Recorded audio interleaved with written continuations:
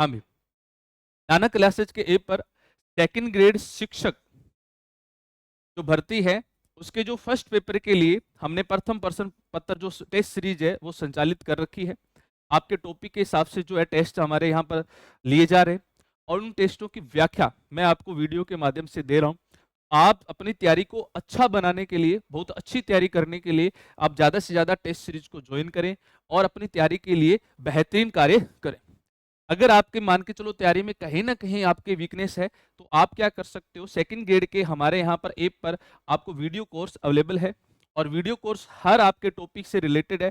Rajasthan GK की भूगोल, history, geography, कला एवं संस्कृति, Indian geography, world geography, economy का पार्ट और आपके पॉलिटी, जो सारे जो आपके जो वीडियो कोर्स है वो यहाँ पर अवेलेबल रहेंगे। आप ज़्यादा से ज़्यादा नाना क्लासेज के ऐप पे विजिट करें और अपनी तैयारी को अच्छी बनाएं। ठीक है, नमस्कार, वेलकम टू नाना क्लासेस। कैसे हो सभी? यूट्यूब चैनल पर आप सभी का स्वागत है।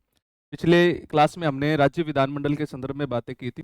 राज्य विधानमंडल में विधान परिषद के बारे में, संरचना पर उसकी जो है चर्चा कंप्लीट की थी। थोड़ा सा रिवीजन करते हैं, आज उसी पे आगे बढ़ते हुए स्टार्ट करते हैं अपने टॉपिक को। ठीक है, देखिएगा इधर, विधान परिषद।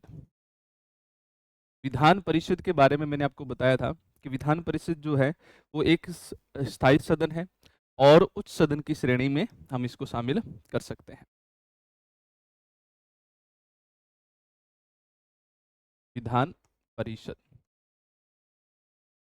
बाकी जो संरचना जो थी विधान मंडल के संदर्भ में वो सारी चीजें अपने पिछली क्लास में कंप्लीट कर चुके हैं। विधान परिषद की बात करूं मैं तो विधान परिषद जो है अपने आप में कैसा सदन है? ये स्थायी सदन है। क्या आप उच्च सदन भी बोल दोगे? क्या बोल दोगे? उच्च सदन भी। ठीक है, विधान परिषद एक ऐसा सदन है जिसका निर्माण भी किया जा सकता है और इसे समाप्त भी किया जा सकता है। यानी विधान परिषद को आप समाप्त भी कर सकते हो और इसका सृजन यानी निर्माण भी कर सकते हो। कि जो संरचना है वो आर्टिकल 169 में, यानी निर्माण और समाप्त करने की जो प्रक्रिया का उल्लेख है वो आर्टिकल 169 में था, वो हमने चर्चा कंप्लीट की थी। अब आपको ये भी ध्यान रखना है कि विधान परिषद जो है, विधान परिषद की जो संरचना है पिछली क्लास में हमने पढ़ी थी कि 171 के अंदर अपन इसके बारे में जो चर्चा है यानी इसका उल्लेख किया हुआ है। ठीक है, एक बात और ध्यान रखनी है कि विधान परिषद में अगर आपको सदस्य बनना है कि योग्यता क्या रहेगी। योग्यता के संदर्भ में हमने बात की थी कि योग्यता जो है भारत का नागरिक, सामान्य सी बात है कि भारत का नागरिक होना चाहिए, सिंपल सी बात है, भारत का नागरिक होना चाहिए। और दूसरी बात आपको ये ध्यान रखना है कि न्यूनतम आयु, यानी जो न्यूनतम आयु है, न्यूनतम आयु जो है 30 वर्ष होनी चाहिए। ठीक है, थोड़ा ध्यान रखना, न्यूनतम आयु अपन कितने वर्ष रखेंगे? 30 वर्ष। आयु का कॉन्सेप्ट ध्यान रखना। के बाद में अन्य योग्यताओं का जो निर्धारण है, अन्य योग्यताओं का जो निर्धारण है वो संसद के द्वारा किया जाएगा और इन योग्यताओं को भी आपको कंप्लीट करना होगा। जैसे निर्वाचन अधिनियम यानी प्रतिनिधि अधिनियम 1951-52 जो है, के अलावा अन्य भी योग्यताएं डिसाइड की गई है। सारी योग्यताओं को आपको कंप्लीट करना है। ये थी योग्यता। के बाद में बताया था निर्वाचन, कि जो निर्वाचन है वो आपका अप्रत्यक्ष होगा, ये भी आपको ध्यान रखना है।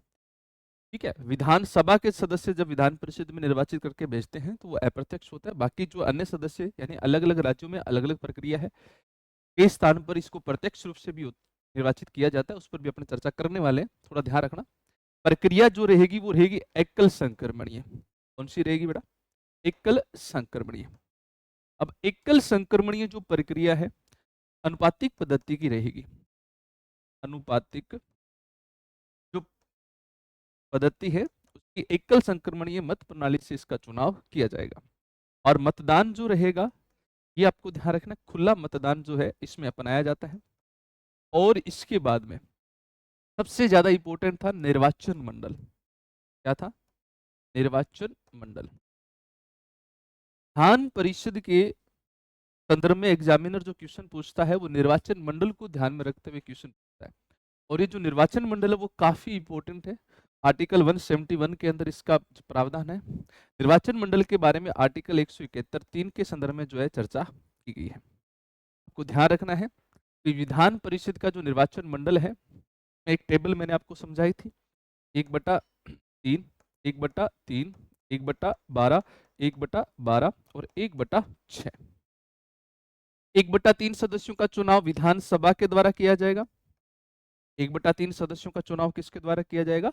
विधानसभा के द्वारा। 1/3 सदस्यों का चुनाव यानी जो स्थानीय स्वशासन से जुड़े हुए लोग हैं, स्थानीय स्वशासन से, जैसे नगर पालिका है, जिला बोर्ड है, वो सदस्य निर्वाचित करके भेजेंगे। 1/12 सदस्यों का चुनाव जो स्नातक कर चुके हैं और स्नातक की उन्हें कितने वर्ष हो चुके हैं? 3 वर्ष हो चुके हैं, वो चुनाव करके भेजेंगे। 1/12 सदस्य जो अध्यापक है माध्यमिक, उच्च माध्यमिक विद्यालयों के, वो निर्वाचित करके भेजेंगे। और 1/6 सदस्यों का क्या किया जाएगा? 1/6 सदस्यों का मनोनयन किया जाएगा, यानी इनको मनोनीत किया जाएगा। और मनोनीत करेगा कौन? राज्यपाल करेगा। और मैंने आपको बताया था राज्यपाल जो है कला, साहित्य, विज्ञान, सामाजिक क्षेत्र और सहकारिता, जो मैंने आपको बताया था, उसके आधार पर वो क्या करेगा? मनोनीत करेगा। ये कॉन्सेप्ट अपने जो है पिछली क्लास में कंप्लीट कर चुके थे। उम्मीद करता हूं कि आपको ये सारे कॉन्सेप्ट समझ में आए होंगे। इसी के साथ एक बिंदु और इसमें था, विधान परिषद की सदस्य संख्या। सदस्य संख्या का कॉन्सेप्ट भी आपको थोड़ा सा ध्यान रखना है कि आप विधान परिषद में अधिकतम कितने सदस्य लेकर आ सकते हो और न्यूनतम कितने सदस्य लेकर आ सकते हो। जैसे मैंने आपको बताया था कि अधिकतम जो सदस्य रहेंगे वो विधानसभा की कुल सदस्य संख्या पर डिपेंड होगा। जैसे कि विधानसभा है, विधानसभा की जो कुल सदस्य संख्या है, कुल सदस्य संख्या का 1/3 यानी 33%। जैसे राजस्थान में मान के चलो 200 सीटें हैं, 200 का 33% लगभग 66-67 आता है। तो राजस्थान विधानसभा के द्वारा 2012 में प्रस्ताव पारित करके संसद में भेजा गया, तो उसमें 66 सीटों के बारे में ही उल्लेख किया गया। और न्यूनतम सीट की बात करूं, न्यूनतम की बात करूं तो न्यूनतम में 40 सदस्य, कितने सदस्य? 40 सदस्य जो है वो होने चाहिए। इस प्रकार आपको ध्यान रखना है। विधान परिषद के बारे में यहां तक अपने जो चर्चा है वो कंप्लीट कर चुके थे। अब अपन बात करेंगे विधान परिषद में जब आपका चुनाव हो जाता है तो उसके बाद में शपथ का प्रावधान है, और शपथ के बाद में तो अन्य जो एक्टिविटीज है उसके बारे में अपन बात करेंगे। ठीक है, चलो स्टार्ट करते हैं। तो था आपका विधानमंडल में, सबसे पहले मैं आपको करवा रहा हूँ विधान परिषद। छोटा सा टॉपिक है, ठीक है, इसको छोटे से टॉपिक को अपन खत्म कर देंगे, फिर नेक्स्ट क्लास में आपको विधानसभा भी करवाऊंगा। तरीके से 2-3 वीडियो में ही आपका जो विधानसभा के संदर्भ में जो क्वेश्चन बनते हैं वो अपने लगभग यहाँ कंप्लीट कर लेंगे। और वीडियो आपको जितना ज़्यादा अच्छा लगे उसको शेयर कीजिएगा, लाइक करें, ठीक है, और कमेंट भी किया करो ताकि हमें इसके बारे में थोड़ी सी जानकारी मिले कि आपको ये कॉन्सेप्ट क्लियर हो रहे हैं या नहीं। ठीक है, विधान परिषद में शपथ की बात करेंगे। हालांकि क्या होता है कि टॉपिक जब अपन ये पढ़ते हैं विधानसभा और विधान परिषद तो साथ में लेकर चलते हैं, दोनों के कार्यकाल, दोनों के शपथ का और अन्य जो प्रावधान है वो एक साथ हमें पढ़ने पड़ते हैं। लेकिन मैं आपको ये अलग अलग करवा रहा हूँ, विधान परिषद अलग पढ़ेंगे, विधानसभा अलग पढ़ेंगे, ताकि कॉन्सेप्ट थोड़ा समझ में आ जाए। ठीक है, शपथ, सदस्य चुनाव जीत कर आगे शपथ दिलाएंगे अपन। शपथ से संदर्भ में जो क्वेश्चन बनते हैं ध्यान से सुनो। शपथ को आप प्रतिज्ञान भी बोल दोगे, मैंने राज्यपाल वाले बिंदु में समझाया था, शपथ को अपन प्रतिज्ञान भी बोल सकते हैं। अनुच्छेद 166 में और 188 में, अनुच्छेद 188 में विधान मंडल के सदस्यों की शपथ का प्रावधान है। यानी अनुच्छेद 188 में पूरा लिख देता हूँ सेंटेंस ताकि ये कॉन्सेप्ट आपको कितना है यहाँ पर। अनुच्छेद 188, अनुच्छेद 188 में विधान मंडल के सदस्य है, विधान मंडल में तो विधानसभा और विधान परिषद दोनों आएंगे, विधान मंडल के सदस्यों की शपथ का उल्लेख, सदस्यों की शपथ का प्रावधान है वो आपको देखने को मिलेगा। विधान परिषद के सदस्यों की शपथ की बात हम करेंगे यहाँ पर। विधान परिषद, अब विधान परिषद में सदस्यों को शपथ कौन दिलाएगा? जैसे ये सदस्य है और ये सदस्य निर्वाचित होकर यहाँ पहुंचा है, अब इसको शपथ कौन दिलाएगा? में क्या लिखा हुआ है? इसमें ये लिखा हुआ है कि राज्यपाल या राज्यपाल के द्वारा या राज्यपाल के द्वारा, या तो राज्यपाल शपथ दिलाएगा या राज्यपाल के द्वारा जो नामित व्यक्ति है, राज्यपाल के द्वारा जो नामित व्यक्ति है वो क्या करेगा? सदस्यों को शपथ दिलाएगा। दोबारा रिपीट कर देता हूं, या तो राज्यपाल शपथ दिलाएगा या राज्यपाल के द्वारा नामित व्यक्ति जो है वो क्या करेगा? सदस्यों को शपथ दिलाएगा। अब देखो, नामित व्यक्ति कौन हो सकता है? ये तो संविधान में लिखा है। व्यवहार में क्या होता है, ये दोनों चीजें आपको समझनी है। संविधान क्या कह रहा है और प्रैक्टिकली क्या हो रहा है। संविधान में तो लिखा है राज्यपाल या राज्यपाल के द्वारा नामित व्यक्ति क्या करेगा? सदस्यों को शपथ दिलाएगा। लेकिन व्यवहार में क्या होता है? राज्यपाल विधान परिषद के सभापति को शपथ दिला देता है और सभापति क्या करता है? सदस्यों को शपथ दिलाता है। ठीक है, तो मैं लिख देता हूं इस बिंदु। राज्यपाल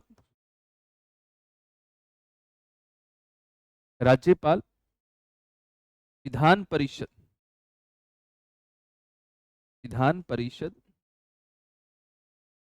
के सभापति को विधान परिषद के सभापति को शपथ दिलाता है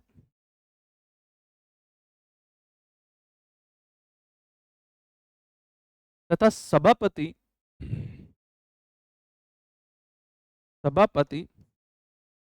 विधान परिषद के सदस्यों को शपथ दिलाता है। सदस्यों को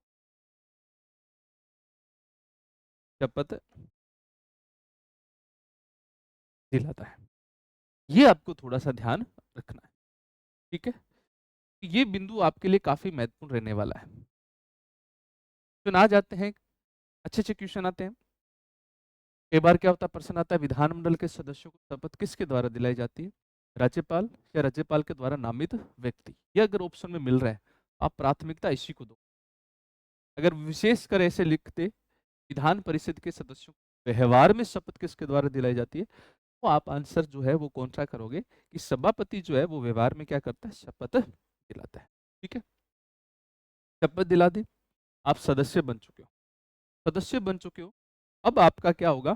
कार्यकाल, यानी आपका जो कार्यकाल है उस पर बात करेंगे। कार्यकाल ही सबसे ज्यादा इंपॉर्टेंट है। कार्यकाल से ही क्वेश्चन पूछा जाता है। कार्यकाल या मैं इसको लिखूंगा पदा अवधि।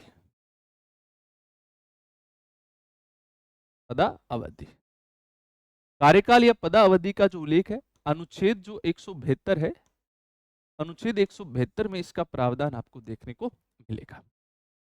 विधान परिषद के संदर्भ में कार्यकाल के बारे में क्या लिखा है कि जो विधान परिषद है, विधान परिषद, यहां से क्वेश्चन बहुत बार पूछे गए हैं, बेसिक क्वेश्चन पूछे गए, और एग्जामिनर जब ये क्वेश्चन पूछता है तो बच्चों से क्वेश्चन गलत हो जाता है। पहला कॉन्सेप्ट आपको ये ध्यान रखना है कि विधान परिषद जो है वो एक स्थायी सदन है।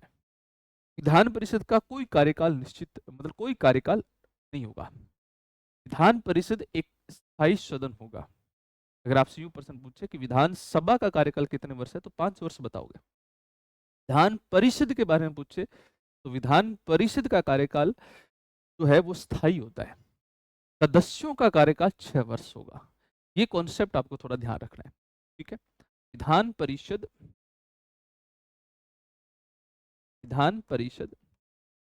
एक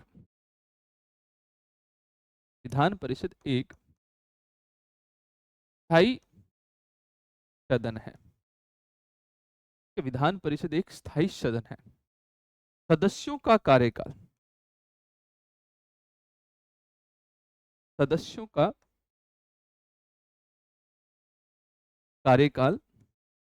6 वर्ष का होता है। सदस्य जो होते हैं वो कितने समय के लिए काम करते हैं? 6 वर्ष के लिए काम करते हैं। अब इस कॉन्सेप्ट को समझो। एक होता है विधानसभा, आप विधानसभा में लेके आओगे सदस्यों को, और दूसरा है अपना कौन सा? विधान परिषद। अब विधानसभा में हर 5 वर्ष यानी प्रत्येक 5 वर्ष में क्या होते हैं, चुनाव होते हैं। और एक साथ ही सदस्यों का कार्यकाल क्या होता है, कार्यकाल क्या होता है, समाप्त होता है। यानी सदस्यों का कार्यकाल क्या होता है, एक साथ समाप्त होता है। जैसे अभी हमारे विधानसभा का चुनाव हुआ है तो 5 वर्ष के लिए हुआ है। विधानसभा का चुनाव का मतलब सदस्यों का चुनाव हो गया 5 वर्ष के लिए, और ये 5 वर्ष के बाद में एक साथ ही अपने कार्यकाल की क्या करेंगे, समाप्ति करेंगे।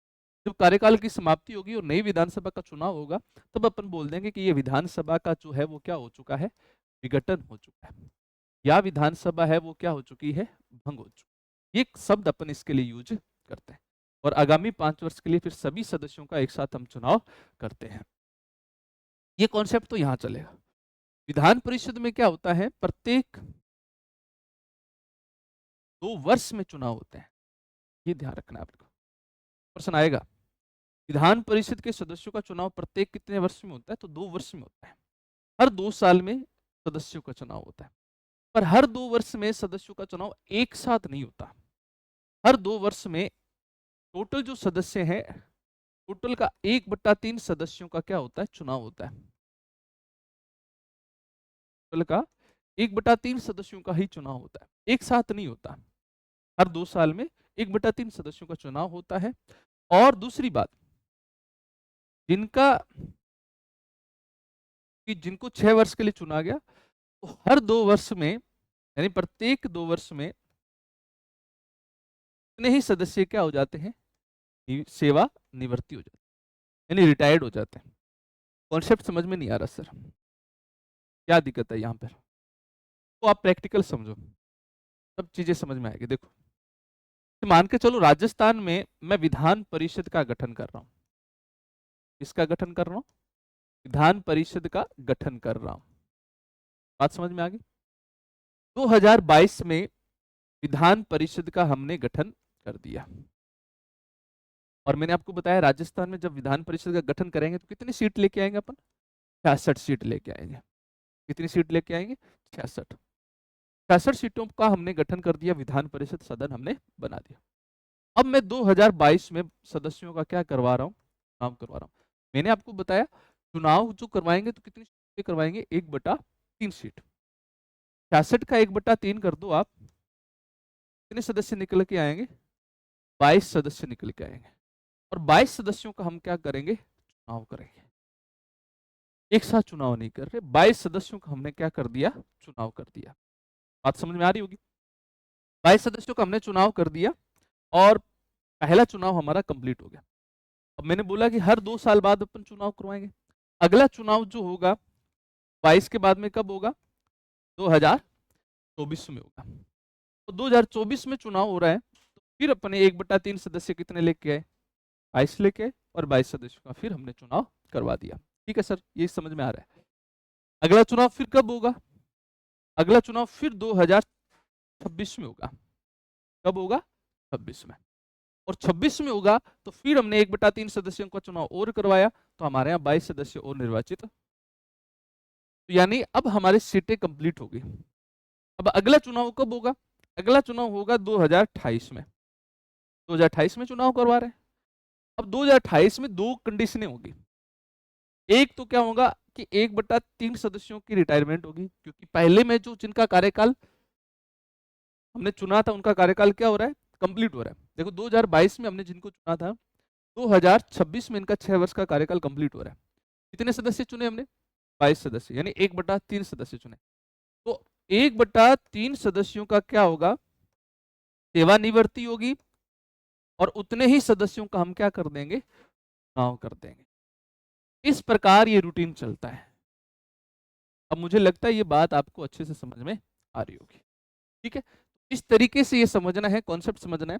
अब यहाँ पर आपसे प्रश्न पूछेगा कि सदस्य जब चुने जाते हैं वो कितने वर्ष के लिए चुने जाते हैं, 6 वर्ष के लिए चुने जाते हैं। और सदस्यों का चुनाव जो है प्रत्येक 2 वर्ष में होता है, ये बात ध्यान रखने। विधान परिषद के सदस्यों का चुनाव प्रत्येक 2 वर्ष में होता है। ठीक है, ये कॉन्सेप्ट समझ में आ गया। अगला बिंदु भी ध्यान रखना है, प्रत्येक 2 वर्ष में 1/3 सदस्य सेवानिवृत्त हो जाते हैं और उतने ही सदस्य क्या हो जाते हैं, निर्वाचित हो जाते हैं।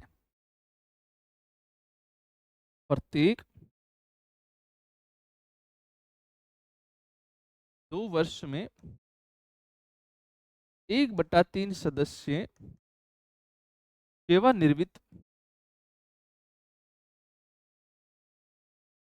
हो जाते हैं तथा उतने ही सदस्यों का चुनाव होता है। इस प्रकार ये कार्यकाल को आपको समझना है। ये कॉन्सेप्ट बहुत अच्छा है, आपको क्लियर भी हुआ होगा। ठीक है भाई, ये आपका कार्यकाल। इस प्रकार जैसे ही इनका कार्यकाल का कॉन्सेप्ट कंप्लीट होगा, काम कम करेंगे तो इनको वेतन भी दिया जाएगा। बात करेंगे अपन इनके वेतन भत्तों की। ठीक है, लिख लिया होगा, चले आगे। वेतन भत्ते,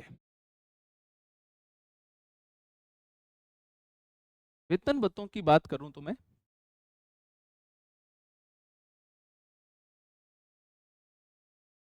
सबसे पहले अनुसूची 2, पहला पॉइंट आपको ये ध्यान रखना है, अनुसूची 2 के अनुसार वेतन निर्धारित किया जाता है। अनुसूची 2 के अनुसार वेतन निर्धारण किया जाता है। चलो एक बात तो ये समझ में आ गई। दूसरी बात, वेतन का निर्धारण जो है वो किसके द्वारा किया जाएगा, राज्य विधानमंडल के द्वारा। राज्य विधानमंडल वेतन का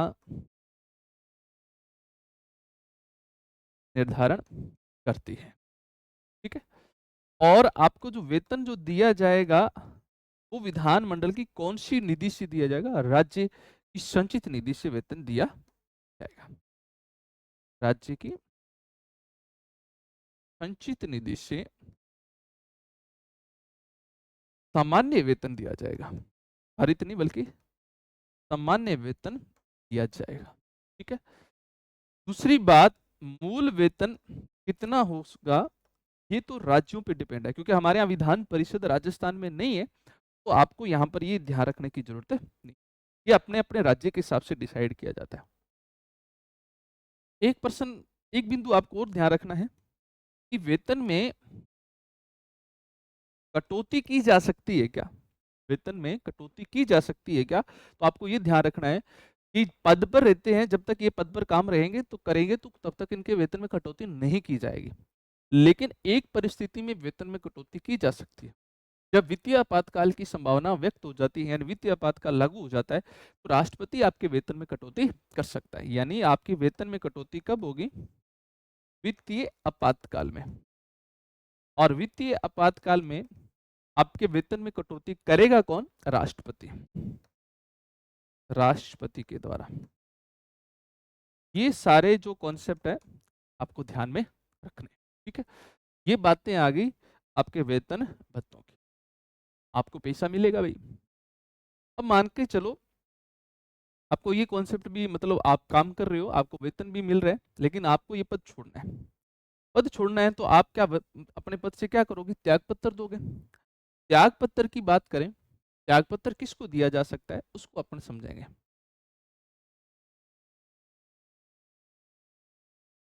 देखिएगा त्याग पत्र, त्याग पत्र वाला कॉन्सेप्ट समझना है, क्वेश्चन आता है, अच्छा क्वेश्चन बन जाता है यहाँ पे। ठीक है, ध्यान दीजिएगा, त्याग पत्र, विधान परिषद, विधान परिषद के जितने भी जो सदस्य हैं, ये अपना त्याग पत्र है सभापति को सौंप देंगे, यानी जो अध्यक्ष होगा उसको। मैं यहाँ लिख देता हूं, विधान परिषद के सदस्य अपना त्याग पत्र, अपना त्याग पत्र सभापति को सौंप,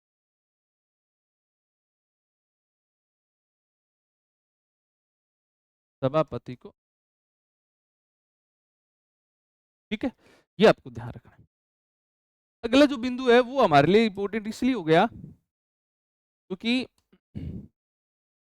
पद से बर्खास्ती,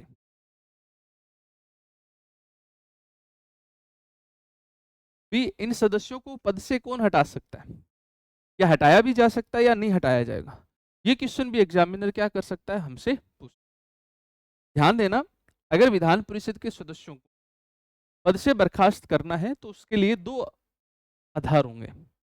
एक तो सभापति इनको पद से बर्खास्त कर सकता है और एक राज्यपाल इनको पद से क्या कर सकता है, बर्खास्त कर सकता है। ठीक है, दोनों चीजें समझिएगा। सभापति जो है ये क्या कर सकता है, दल बदल, ध्यान से सुनना, दल बदल नियमों के, यानी दल बदल नियमों में, दल बदल नियम के आधार पर, दल बदल नियम के आधार पर सदस्य यदि अयोग्य होता है, आधार पर सदस्य अयोग्य होता है तो सभापति, कौन, सभापति, सभापति के द्वारा, सभापति के द्वारा सदस्य को अयोग्य घोषित किया जा सकता है, या जा सकता है, और इसका निर्णय अंतिम निर्णय होगा, ये भी आपको ध्यान रखना। दूसरा, अयोग्य घोषित कौन कर सकता है, राज्यपाल, राज्यपाल भी क्या कर सकता है, अयोग्य घोषित कर सकता है। और राज्यपाल जो है दल बदल के अलावा,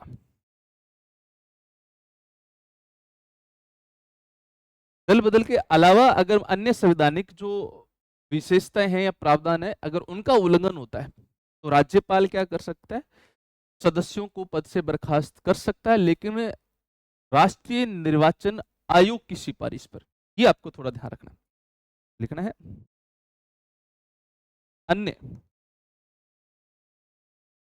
संवैधानिक, अन्य के संवैधानिक का मतलब दल बदल के अलावा अन्य संवैधानिक प्रावधानों के उल्लंघन पर, उल्लंघन पर राज्यपाल,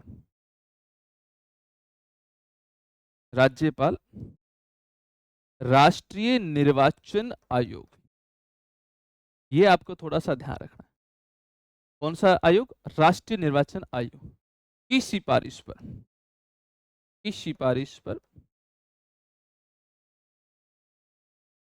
अयोग्य घोषित कर सकता है,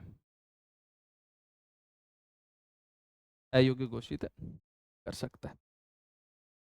अब यहां पर आपको ये बिंदु समझ में आ गया होगा कि सदस्यों को अयोग्य घोषित कौन करेगा, सभापति भी कर सकता है और राज्यपाल भी कर सकता है।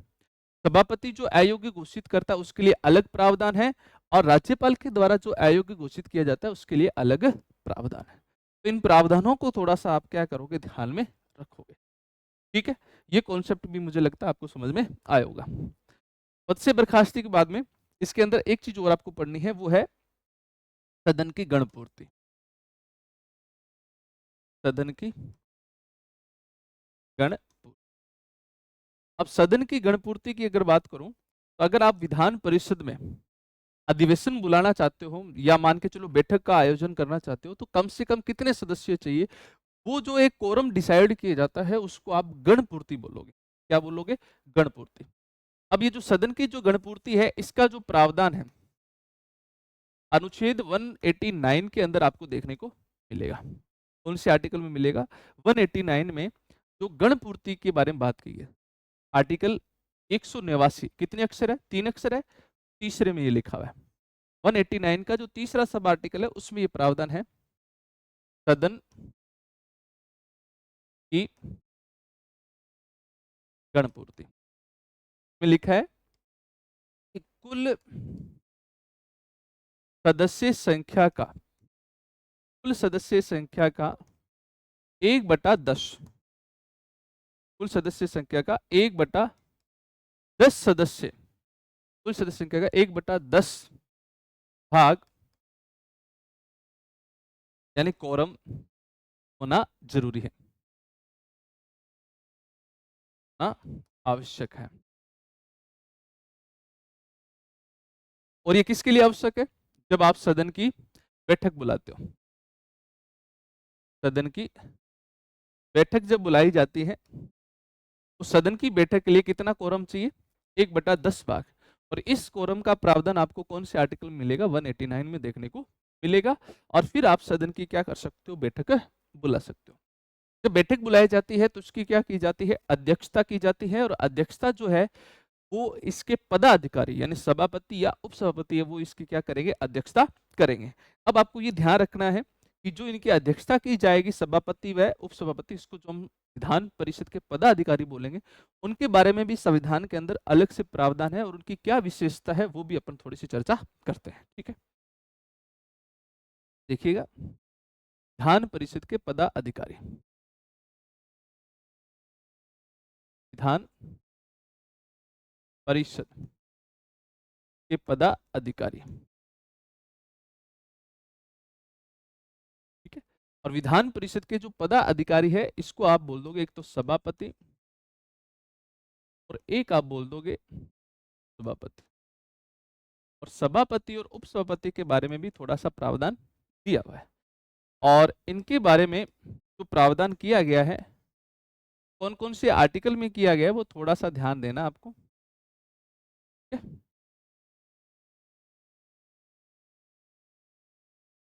ठीक है। सबसे पहले आर्टिकल 182 आप लोगों ने पढ़ा होगा, अनुच्छेद 182। 182 में इनके पद का उल्लेख है। किसका उल्लेख है? पद का।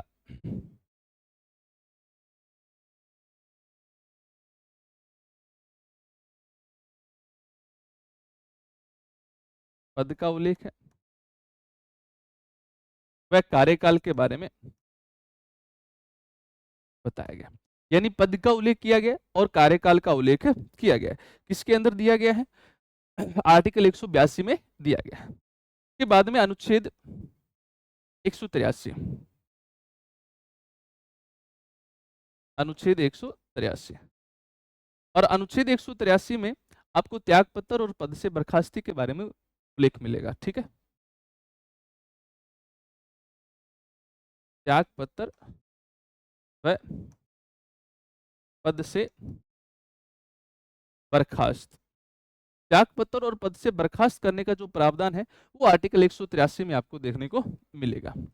182 में तो पद का उल्लेख है, भी एक सभापति होगा और दूसरा उपसभापति होगा।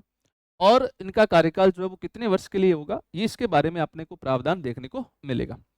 183 में त्यागपत्र और पद से बर्खास्ती के बारे में क्या है, इसके बारे में उल्लेख किया गया है। तो ये सारी चीजें जो है वो आपको आर्टिकल 183 में मिलेगी। 184 में सभापति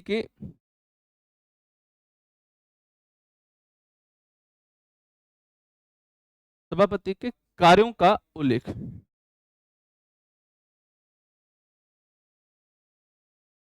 ठीक है, दूसरी बात, अनुच्छेद 185। और अनुच्छेद 185 की अगर बात करें, 85 में आपको ध्यान से सुनना है, सभापति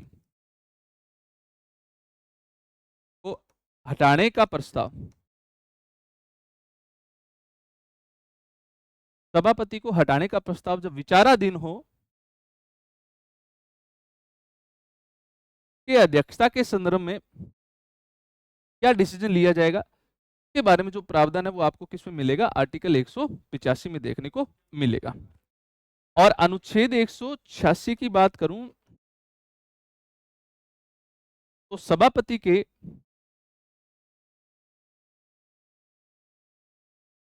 के वेतन और भत्तों के बारे में वेतन और भत्तों के बारे में इसका प्रावधान जो है वो किया गया। ठीक है, तो ये सारी बातें आपको ध्यान में रखनी है। विधान परिषद के जो पदाधिकारी हैं यानी सभापति और उपसभापति, इनके कार्यकाल के संदर्भ में ये जो बातें आपको देखने को और इनके जो संवैधानिक जो प्रावधान है वो आपको देखने को मिले। 182 में है पद का उल्लेख व कार्यकाल, 183 में है त्याग पत्र और पद से बर्खास्ती, 184 में है सभापति के कार्यों का उल्लेख, 86 में सभापति को हटाने का प्रावधान, यानी जब हटाने का प्रावधान हो तब वो उसका जो डिसीजन जो होगा वो क्या होगा, किस तरीके से किया जाएगा, अपन चर्चा करेंगे, उस पर चर्चा लिखी गई है। 186 में सभापति के वेतन भत्तों के बारे में उल्लेख किया गया। ये है विधान परिषद के पदाधिकारी। अब इनके बारे में जो इनका जो बेसिक जो स्ट्रक्चर है वो थोड़ा समझ लेते हैं। ठीक है, उसके बारे में बात करते हैं। तो देखिएगा, पदाधिकारी हैं, उन पदाधिकारियों में ये तो रहेगा अपना सभापति,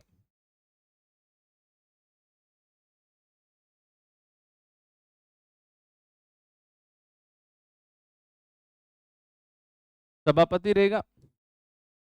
उसके बाद में इधर अपना जो रहेगा वो कौन रहेगा, सभापति। कौन होगा, उपसभापति। सभापति और उपसभापति का सदस्यों के द्वारा जो है, सदस्यों के द्वारा क्या किया जाता है, अपने में से एक का चयन किया जाता है। यानी सदस्य क्या करें, सदस्यों के द्वारा चयन किया जाता है। ये आपको ध्यान रखना है और यही बिंदु यहां पर आपको ध्यान रखना है, सदस्यों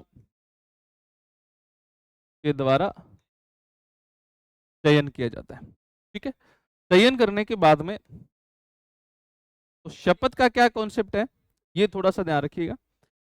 सभापति और उपसभापति अपने पद की शपथ ग्रहण नहीं करता। सभापति और उपसभापति जो होते हैं वो सदस्य के रूप में शपथ ग्रहण करते हैं। और यही कॉन्सेप्ट अध्यक्ष और उपाध्यक्ष के बारे में है, यानी विधानसभा के अध्यक्ष और उपाध्यक्ष। तो ये सभी जो पदाधिकारी हैं ये शपथ जो है अपने पद की ग्रहण नहीं करते, बल्कि क्या करते हैं, सदस्य के रूप में शपथ ग्रहण करते हैं। तो यानी पद की शपथ ग्रहण नहीं करते हैं।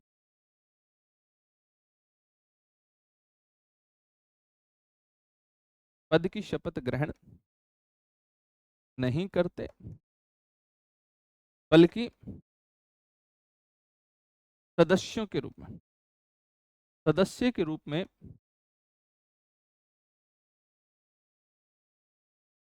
शपथ ग्रहण करते हैं। और यही कॉन्सेप्ट शपथ का इसका रहेगा। ठीक है, तो यही बातें सेम इसके लिए अप्लाई की जाएगी। बारीकी से एक एक बिंदु मैं आपको समझा रहा हूं तो ताकि आपको अच्छे से समझ में आ जाए। शपथ के बाद में बात करें कार्यकाल।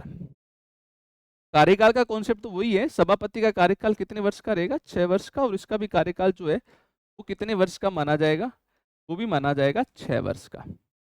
कितने वर्ष का माना जाएगा, 6 वर्ष का माना जाएगा। और उसके बाद में बात करूं त्याग पत्र, सबसे जरूरी बात है त्याग पत्र। त्याग पत्र वाला पॉइंट थोड़ा सा इंपॉर्टेंट रखना है।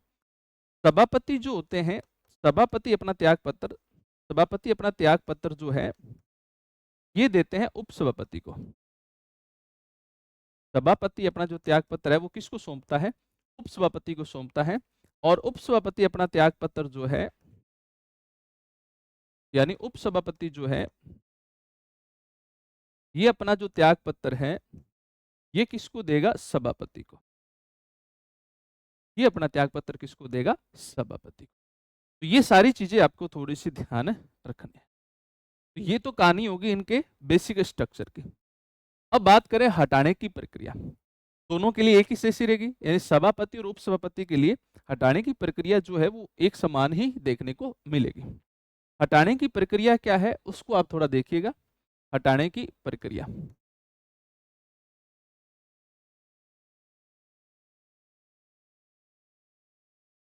हटाने की प्रक्रिया अगर देखूं तो देखिएगा, सबसे पहले आपके पास हटाने के पीछे कोई ना कोई रीजन होना चाहिए। तो सभापति और उपसभापति को पद से हटाने के लिए किसी विशेष प्रक्रिया का उल्लेख संविधान में नहीं है। आप इसे किसी भी कारण से हटा सकते हो, यानी हटाने के लिए किसी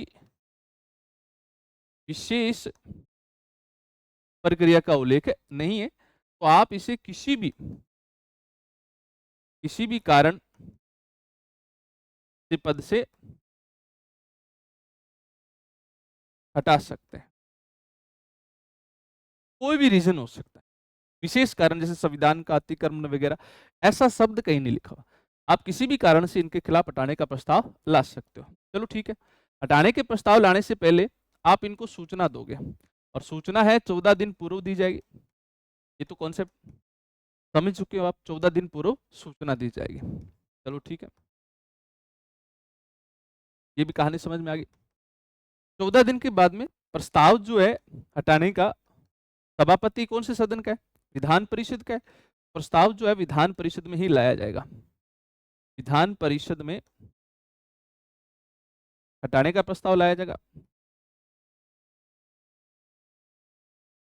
के बाद में सबसे इंपॉर्टेंट बात, प्रस्ताव पारित कैसे किया जाएगा? पारित कैसे किया जाएगा?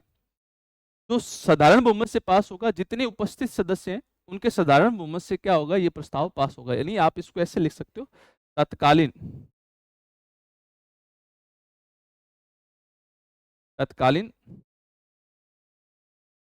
सदस्यों के साधारण बहुमत से, तत्कालीन सदस्यों के साधारण बहुमत से हटाने का प्रस्ताव पारित किया जाता है। हटाने का प्रस्ताव पारित किया जाता है।